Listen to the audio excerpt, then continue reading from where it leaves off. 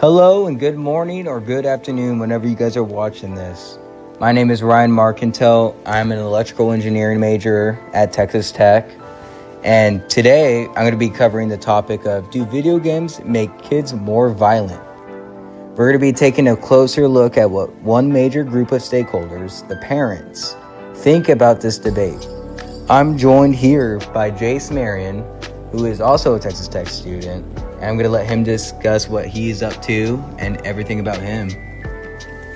Hello, my name is Jace Marion. I'm a finance major here at Texas Tech.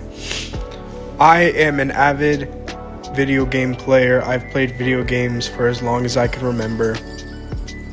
I disagree with the fact that video games cause violence in children. And Ryan and I will be going into different examples and we'll be discussing why we believe that video games does not cause violence in children. So as video games have become more realistic and more popular, many parents are asking the question, are these games actually changing how our kids behave? A large study published in the Proceedings of the National Academy of Sciences looked at more than 10,000 participants worldwide. They found that kids who played violent video games showed increased physical aggression over time. Things like fighting or hitting others. That's a pretty large claim to make, and it definitely caught the attention of parents and gamers worldwide. I would like to disagree with this claim from the Proceedings of the National Academy of Sciences. As a gamer myself, not an avid gamer, but a gamer I would like to claim. I play games from Roblox, Fall Guys, and all the way to Call of Duty Roblox and Siege, which is Rainbow Six Siege. I mean, I've never really tried to go hit other people. I've never tried to go release anger, yell at other people like my family or my parents or even my friends who I'm playing with. Like that, nothing like that ever really happens. Like, yeah, I'll get heated in the moment, which is pretty mad in the moment. But I mean, nothing like I'm gonna like go hit someone or I'm gonna go kill someone. Nothing like that. And Jace, as an avid gamer, what do you think about this claim? As I said before, I absolutely do disagree with this claim.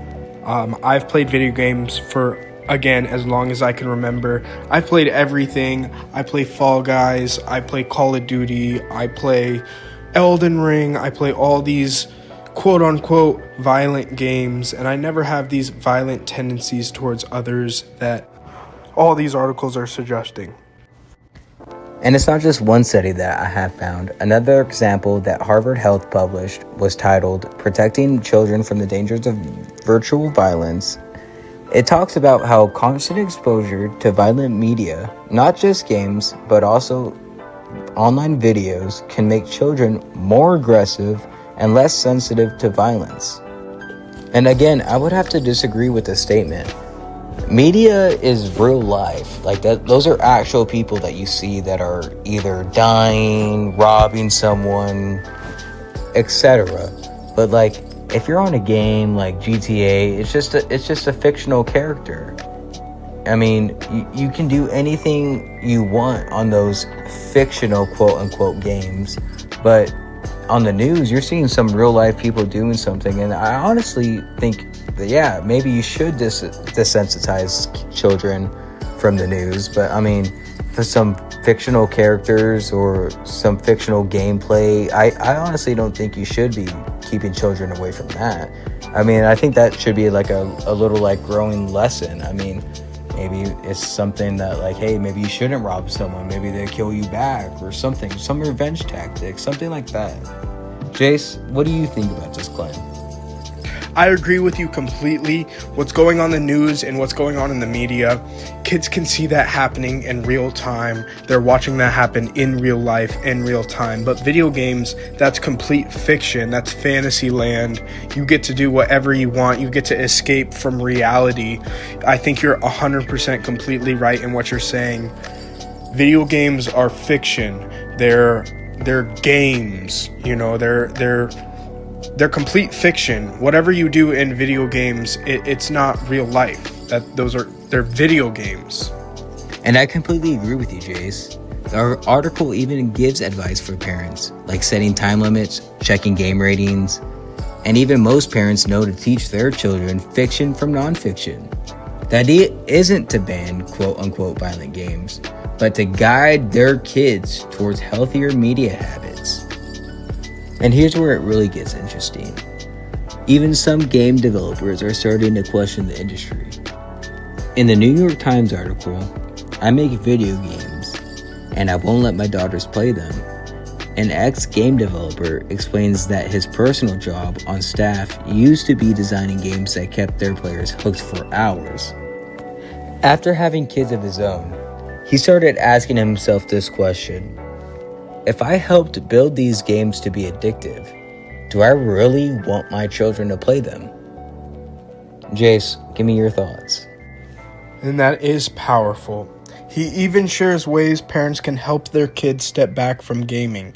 Things like setting family tech rules and promoting outdoor activities to help kids kind of find their balance in life. Personally, I think you shouldn't really quote-unquote take a step back from gaming, but you do definitely need to find that balance in life where you are doing those outdoor activities or you are doing something else other than just sitting on the game all day. I would see how that could be unhealthy for some.